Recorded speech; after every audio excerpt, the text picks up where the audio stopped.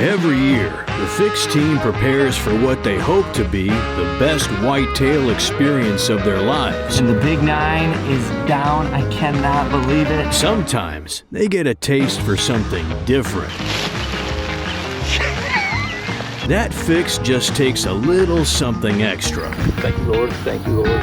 Thank you, Lord. And no matter who it is, that thirst must be quenched. You know, my first bear hunt, and I was successful with this wonderful bear. This season is no different, and if you know John Day, you know that every year he makes his annual trip out west to take down a giant bull. The grind, baby. Doing the grind.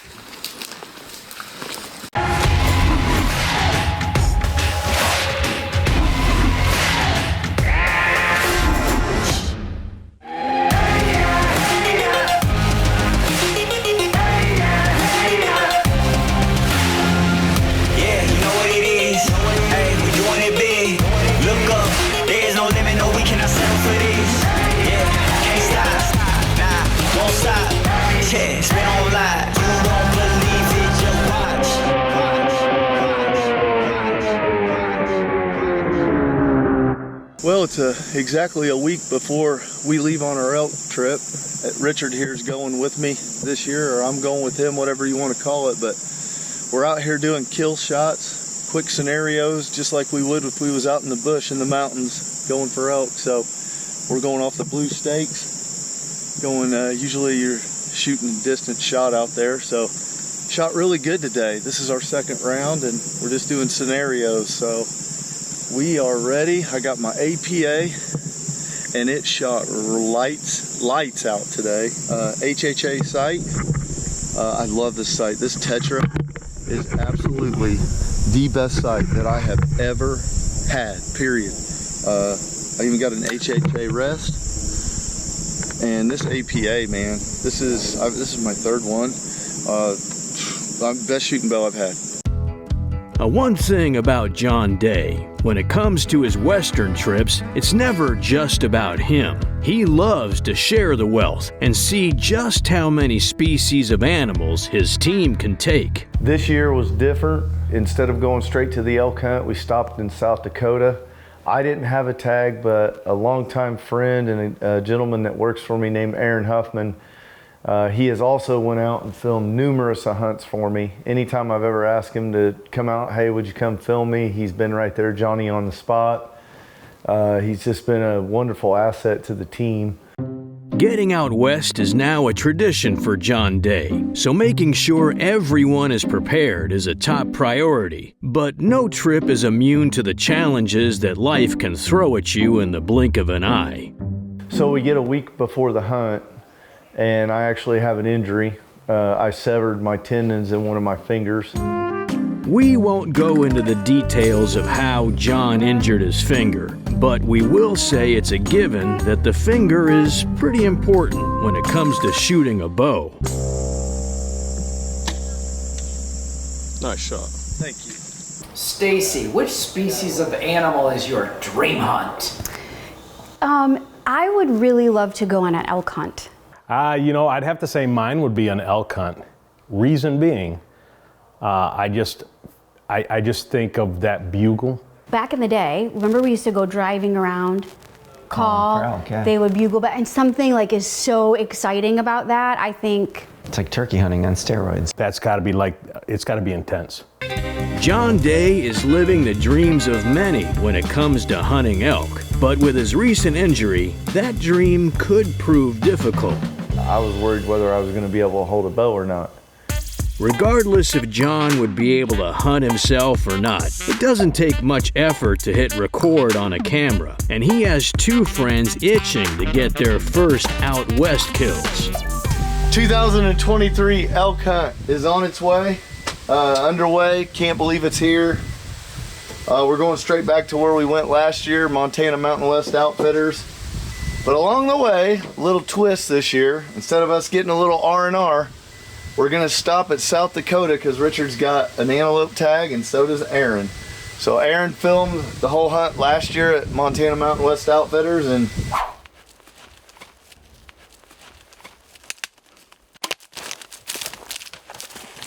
That's a money shot. This time he's behind the gun and I'm behind the camera. So here we go, boys. Boom. Excited. Hey, Crack boom. little crack boom. Crack boom. Move it, baby. One last thing. Not to get a little sympathy here, but I've got a little boo-boo. I seem to have cut my tendons in my pinky finger. Thought it was no big deal, went and got stitches. Well, I found out different because I can't bend it. So when I get back on the 20th, I'm gonna have surgery. They were trying to do surgery on the 13th, which I couldn't do that. So I called him. I called scheduling and I said, look, I'm not gonna be there next week. Well, here we go. We'll see if it pays off. Oh, it will, man. Well, the sun came up today, and my troubles all further away. Now I'm on the walking line. We in Bison, South Dakota, gonna go look for some antelope today. There is one thing that rings true when you hunt with John Day, and that is you will see a lot of animals hit the dirt. And Richard Smith would continue that trend on their first day in South Dakota.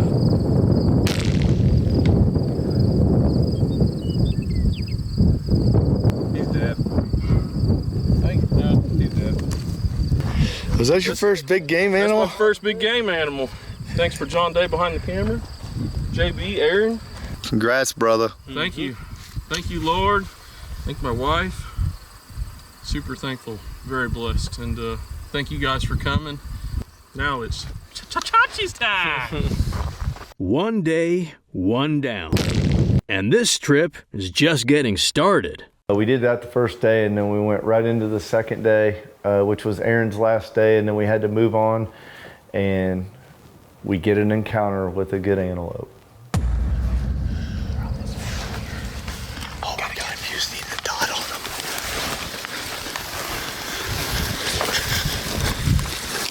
So on Aaron's encounter, actually, we had to go the long way around. It was at least a mile to get around the backside of this antelope. I'm out here with my main man, Aaron, the last day here in South Dakota on an antelope hunt. We're trying to get him his tag filled, and we have spotted 2 of them. We are trying to get in close. They're still a long ways off. So good news is we got something to look at and go for. So.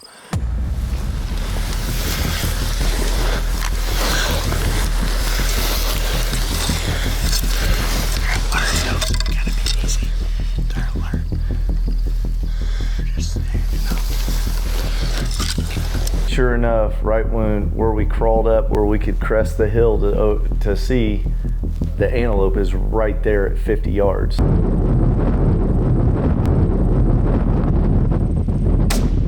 Hi. Get on him. Wait for him to stop. Wait for him to stop. Get over there. Get over there. Tried to coach him the best I could to get in a prone position, so the next shot, because I knew that antelope was going to stop eventually and he'd get another shot. Wait for him to stop. 0.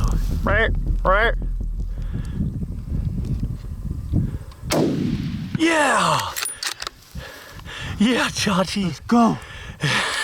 Let's go! Come on! Let's go! Woo! That is now 2 days in, 2 antelope down, and just another typical Western hunt day with John Day. Real nice. That's a mature one. Oh, yeah. He's not young. No. Nice job, bro. Thank you. Well, hey man, out of all the people on this deal, seriously, not to sound good, you deserve it, brother. Dude, when you asked me to come on this trip to hunt antelope before we go go to Montana and hunt some elk, I was like stoked, excited to get an opportunity to get a out west animal on the ground, and here she is. No better person to be with than John behind the camera, so I appreciate everything you do for me, and just thank you. So after Aaron and I got everything all dressed up and his first antelope, we packed it out roughly right about 5 miles, loaded up the truck, and we were off to Montana Mountain West Outfitters. Jesse, which species of animal is your dream hunt? It's easy. It's always been red stag, New Zealand. Hands down, caribou. I think caribou is the best meat ever. Red stag, but I'm not copying off of him, but it's also a moose. So I'm gonna go, I didn't want to steal your thunder there, bud, but I definitely picked that. That's why I went first. A moose hunt, and for 2024, my brother and I are planning a moose hunt in Alaska, and luckily he happens to live there, which helps a lot. I'm confused. Did he pick red stag or did he pick moose? Red stag. I got it right here written down, but I think he must have read my stuff. But that's okay. Oh, so did you pick moose because he picked red stag? Yeah. Was your red stag from New Zealand? Just a red stag. We can go do that in Texas. Oh, well, open, yeah. I mean, New Zealand would definitely be a dream hunt. It's gorgeous there. Jesse may have beat John to the punch on who's dreaming of the red stag, but it's John Day living in reality at Montana Mountain West Outfitters, seeking another bull to add to his resume.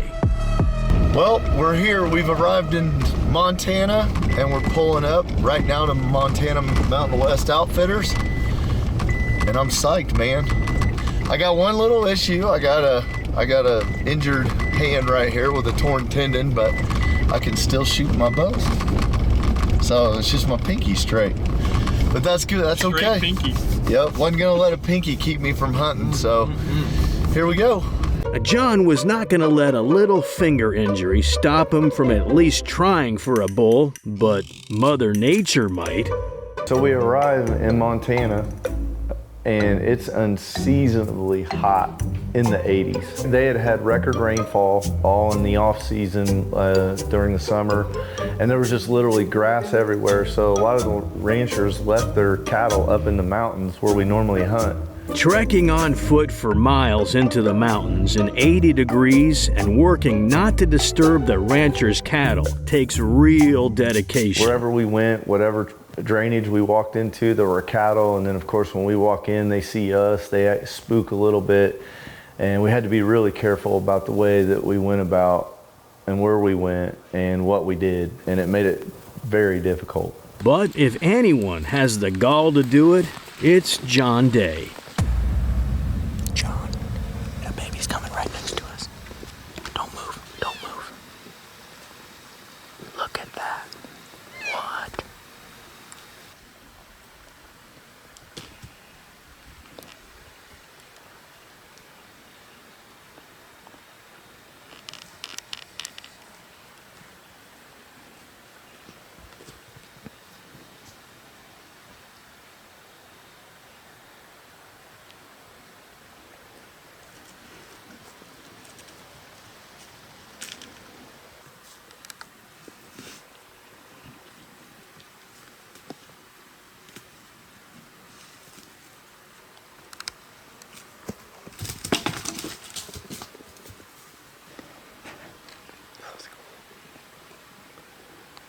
Being deep in nature can return some beautiful experiences, but not to lose sight of what they're there to do, kill a big bull, John would patiently push on. The grind, baby. Doing the grind. So 3/4 through the hunt, I finally get an encounter with a good herd bull.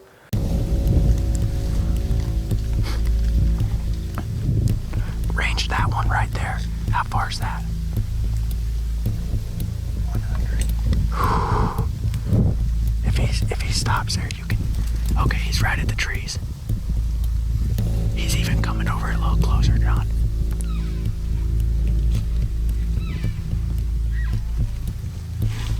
Don't move, they're looking back.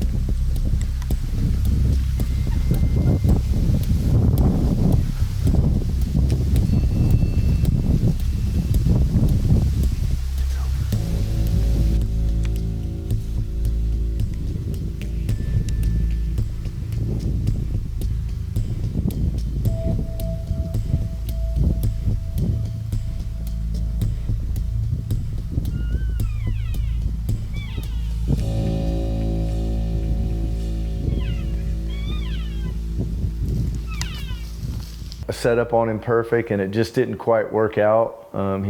Where he followed the cows to, and it was just too far of a shot, and I wasn't willing to shoot 100 yards. I'm not going to wound an animal that beautiful and just wing one at him. So I refrained and watched him walk out of my life. Not very good to shoot at 100 yards, so I passed that shot up. It's 117 actually. That close, man. I've been practicing at 70 to 80 yards, but I'm not launch padding on an animal like that at 117 yards. Which species of animal is your dream hunt? I would have to say an Alaskan moose hunt, or even a Canadian moose hunt. I love the setting, just that giant moose coming in and the backdrop. I mean, that's like a dream come true. It's like something out of the book Hatchet. If you've ever read the book Hatchet, Gary Paulson. It's good stuff. Ernie may have dreams of facing down a giant moose, but it is John Day who just faced down and watched a mature bull elk walk right out of his life. It just didn't work out. He was just too far. I could have winged one at him. That's a little far in my book, 100 yards. Real strength isn't always seen through accomplishment. Sometimes it's quietly hidden in the heart of a man whose ethics come before his desire or his pride. We were down to the last few hours of the hunt. Time was slipping away. It was almost over, and I was looking to fill my freezer. John is a man who knows what he wants, but he's also a man who knows what is important. So when it comes down to it, filling the freezer comes before hanging another trophy on the wall.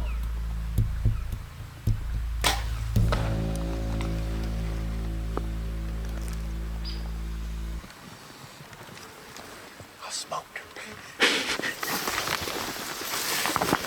Let's go, baby.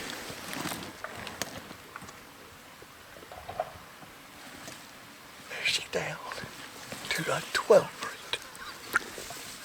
I wasn't here to kill a cow, but I couldn't pass up the meat, man. In the hunting world, there are many hopes and desires. Thank you. Thank you, Lord. Some come to pass. Come on! Let's go! And some just delusions of grandeur. Just that giant moose coming in and the backdrop. If you find yourself deep in the woods, surrounded by silence while waiting on that once-in-a-lifetime trophy, just know you are already living the dream. Man, I was lucky enough to harvest this animal. I'm taking home meat. My family absolutely depends on this every year. So, hey, God was good. Definitely provided, and it's been a great week. Hunting with my friends. Thanks, Andrew Cody from Montana Mountain West Outfitters. Thank Aaron Huffman for, man, Aaron walks all over these mountains with me and just films, never gripes. He's always right there by my side, dependable. He got the footage, so thank Richard, got us hooked up with these fine folks here in Montana, and I couldn't be more happier, man. Thank you, Lord.